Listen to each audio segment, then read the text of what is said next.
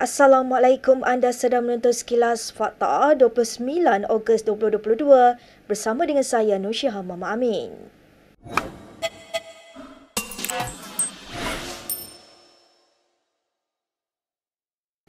Ahmad Zaid Hamidi sekali lagi menegaskan di Mahkamah Tinggi bahawa kerajaan PH melakukan pendakwaan terpilih bermotifkan politik terhadapnya selepas PRU 14. Presiden UMNO itu berkata selain dirinya, lebih 20 pemimpin Barisan Nasional turut diheret ke mahkamah selepas BN ditumbangkan pada 2018. Ketika pemeriksaan semula oleh peguamnya, Zahid berkata apabila BN gagal membentuk kerajaan pada 2018, dia dan pemimpin lain termasuk Najib Razak, Ahmad Maslan dan Tengku Adnan Tengku Mansur didakwa di mahkamah atas kesalahan jenayah. Bagaimanapun katanya, apabila PH mengambil alih kerajaan, pertuduhan terhadap 15 pemimpin gabungan itu, antaranya Lim Guan Eng, R. Sivarasa dan Rafizi Ramli ditarik balik. Bekas Timbalan Perdana Menteri itu berkata demikian ketika pemeriksaan semula oleh peguamnya Ahmad Zaidi Zainal ketika membela diri atas 47 pertuduhan pecah amanah, rasuah dan pengubahan wang haram membabitkan dana Yayasan Akal Budi. Katanya selepas berlaku pertukaran kerajaan, laporan Suruhanjaya Pencegahan Rasuah Malaysia dibuat terhadapnya sebulan selepas itu.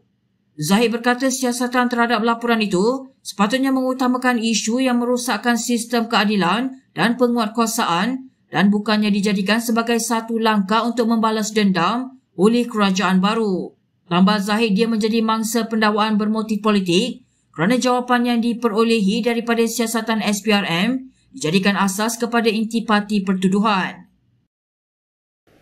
Sementara itu, Amanah hari ini membuat laporan polis terhadap Ahmad Zahid atas ucapannya semasa taklimat khas UMNO di Kuala Lumpur Sabtu lalu. Parti itu mendakwa Zahid telah menghina dan memfitnah institusi kehakiman negara, Jabatan Peguam Negara, SPRM dan Yang di-Pertuan Agong dalam ucapannya.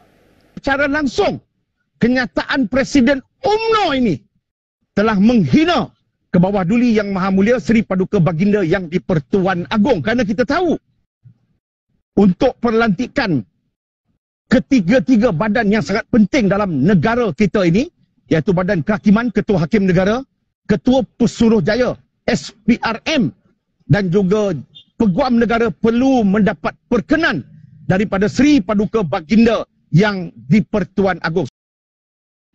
Selain itu, kata Sani, Amanah juga menggesa pihak berkuasa untuk menyiasat beberapa pemimpin UMNO lain yang turut berucap dalam majlis sama. Sabtu lalu dalam satu taklimat khas pada ahli parti di Pusat Dagangan Dunia, Presiden UMNO itu dan beberapa pemimpin lain menyentuh mengenai kes SRC Najib Razak dalam ucapan masing-masing.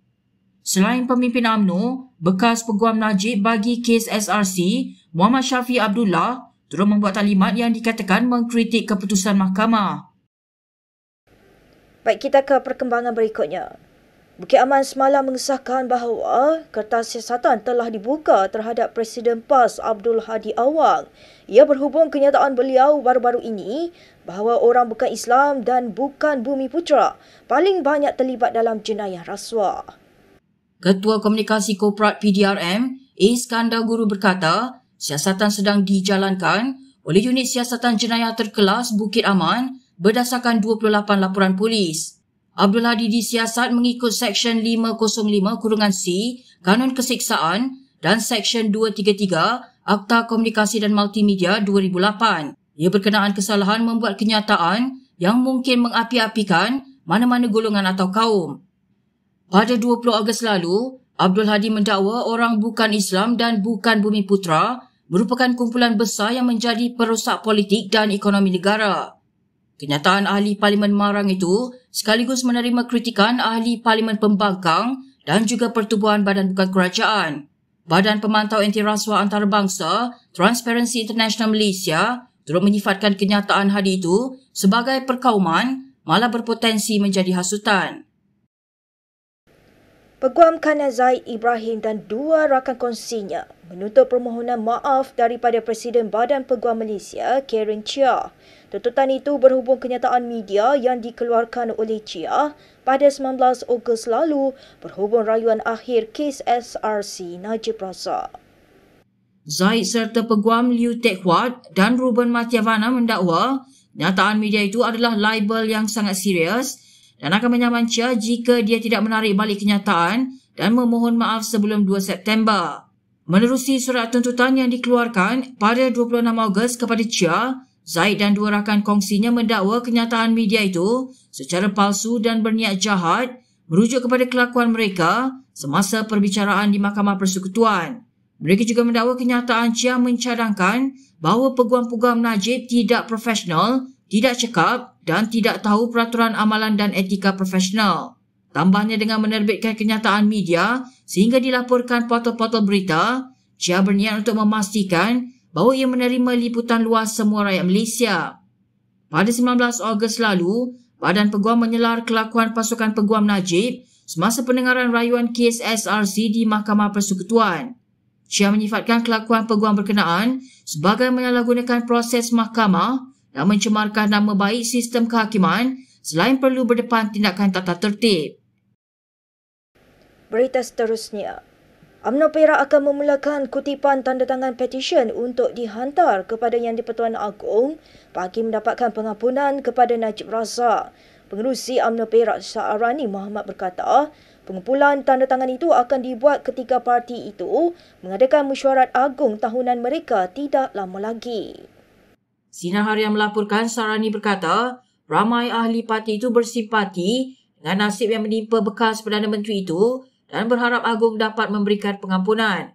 Katanya di Perak sahaja ada lebih kurang 300,000 ahli UMNO dan alangkah baik jika semua yang ada menandatangani petisyen terbabit. Syarani berkata demikian dalam sidang media sempena program mesra bersama peneroka Felda di Ipoh semalam. Presiden UMNO Ahmad Zahid Hamidi 2 hari lalu meminta ahlinya supaya menyokong petisyen pengampunan terhadap Najib yang didapati bersalah menyeleweng dana 42 juta ringgit milik SRC. Najib menjalani hukuman penjara sejak 5 hari lalu selepas Mahkamah Persekutuan menolak rayuan terakhirnya untuk mengetepikan sabitan dan hukuman bagi kes rasuah SRC. Setakat ini, pasukan pembela Najib dan keluarganya tidak menyatakan bahawa mereka akan memfailkan apa-apa petisyen. Timbalan Presiden PKR Rafizi Ramli menolak sebarang kemungkinan kerjasama di antara Pakatan Harapan dan Perikatan Nasional dalam PRU akan datang. Katanya perkara itu telah diputuskan dalam mesyuarat PH yang diadakan pada Rabu lepas. Menjelaskan keputusan itu, Rafizi berkata sejarah membuktikan bahawa Pakatan Pilihan Raya yang dibuat hanya untuk menumbangkan Barisan Nasional akan mewujudkan satu kerajaan yang tidak stabil. Tambahnya menang atau kalah pada PRU ke-15 bukan satu keutamaan, tetapi yang penting idealisme Pakatan Harapan perlu dipertahankan. Katanya lagi PH dan PN tidak mungkin akan dapat bekerjasama kerana hala tuju kedua-dua gabungan itu yang berbeza. Rafizi berkata demikian kepada pemberita selepas program Jelajah Terayu Malaysia di Stadium Tuanku Abdul Rahman Paroi di Seremban malam tadi. Semalam pengerusi PN Muhyiddin Yassin memberitahu pemberita bahawa gabungannya tidak menolak kerjasama dengan parti atau gabungan di luar parti mereka. Untuk rekod pada 2020, parti pimpinan Muhyiddin iaitu Bersatu menarik diri daripada PH untuk membentuk gabungan kerajaan baru dengan Barisan Nasional PAS atau GPS. Baik, berikut beberapa lagi ringkasan berita untuk hari ini.